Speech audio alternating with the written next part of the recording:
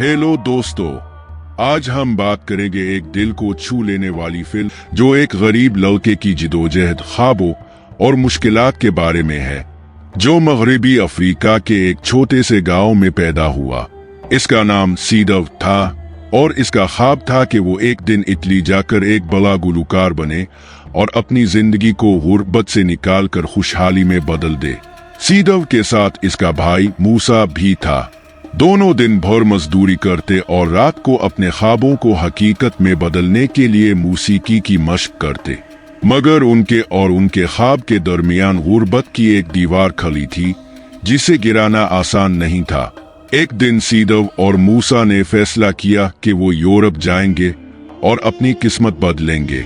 लेकिन जब सीडव की माँ को इस बात का पता चला तो वो सख्त नाराज हुई। उनका कहना था, ये रास्ता मौत का रास्ता है। कई लोग यहाँ से निकले मगर कभी वापस ना आ सके। माँ के मना करने के बावजूद सीडव ने कहा, मैं अपनी और अब सब की जिंदगी बदलने के लिए ये खतरा जरूर मोल लूंगा। कुछ दिन तक दोनों भाई मामूल की जिंदगी गुजारते रहे। दिन में काम करते और रात को गाने लिखते और गाने की मशक करते। लेकिन मूसा की जिद बढ़ती जा रही थी। आखिरकार इसने सीडव को कायल कर लिया कि अब मजीद इंतजार मुमकिन नहीं। दोनों एक ऐसे शख्स से मिले जो लोगों को गैर कानूनी तौर पर यूरोप ले जाने का काम करता था। इसने उन्हें खबरदार किया कि यूरोप की हकीकत वैसी नहीं जैसी वो सोच रहे हैं। वहाँ भी गुर्बत और मुश्किलात हैं। लेकिन मूसा ने इसकी बात को नजरअंदाज कर दिया। फिर वो एक बुजुर्ग के पास गए जो उनके गांव के बहुत मुअज़्ज़ज़ थे।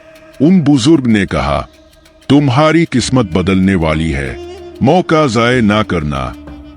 ये बात सुनकर दोनों भाइयों ने अपने बुजुर्गों की कब्रों पर जाकर दुआएं की और रवानगी की तैयारी शुरू कर दी। दोनों ने अपनी माँ को कुछ भी नहीं बताया और एक दिन गांव से निकल पड़े। रास्ते में उन्हें माली के स्टॉप पर एक आदमी मिला जिसने उन्हें जाली पासपोर्ट और नई शनाख्त दी। 2 दिन के सफर के बाद वो नाइजीरिया के बॉर्डर पर पहुंचे। मूसा वहां ज्यादा बातें करने लगा, जिस पर एक ऑफिसर को शक हुआ। इसने रिश्वत में $50 मांगे जो सीडव ने दे दिए। आगे का सफर एक गाइड के जरिए तय होना था। गाइड ने $1200 लेकर वादा किया कि वो उन्हें इटली पहुंचा देगा। लेकिन इसने खबरदार भी किया कि रेगिस्तान का सफर निहायत खतरनाक होगा। रास्ते में माफिया से सामना हो सकता है जो उनके पैसे और सामान लूट सकते हैं। अगली सुबह दोनों भाई अपने ख्वाबों की मंजिल के लिए रवाना हो गए। लेकिन रेगिस्तान का सफर जैसा खतरनाक बताया गया था वैसा ही निकला। रास्ते में उन्हें कई लोगों की लाशें नजर आईं जो उन्हीं की तरह ख्वाब लेकर निकले थे लेकिन अपनी मंजिल तक पहुंच ना सके। किया सीडव और मूसा अपने ख्वाबों को हकीकत में बदल पाएंगे?